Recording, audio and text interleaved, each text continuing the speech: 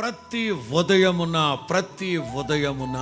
ఆషేరు గురించి మనం మాట్లాడుకోవాలంటే సహోదరులందరికంటే ఎక్కువగా ఆశీర్వదించబడి దీవించబడి అతని కాళ్ళు అతని పాదాలు తైలములో ముంచుకొని తైలముతో కడుక్కుంటున్నాడంటే అంత గిన్నె నిండి పొంగి పొరిలే ఆశీర్వాదం ఎక్కడి నుంచి వచ్చిందంటే ప్రతి ఉదయమున కృప కృప కృప.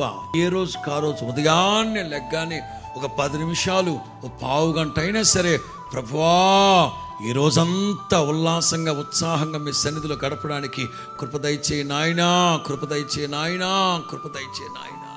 మీకందరికీ కృప వెంబడి కృప కలుగునుగాక, మీకందరికీ కృప వెంబడి కృప కలుగునుగాక. ఒక సేవకునిగా నా వంతు నేను మంచి మనస్సుతో నా దేవుని కృపను మీ మీద ఉచ్చరిస్తూ ఆశీర్వదిస్తుండగా నా దేవుడు కృప వెంబడి కృప మీకు అనుగ్రహించునుగాక.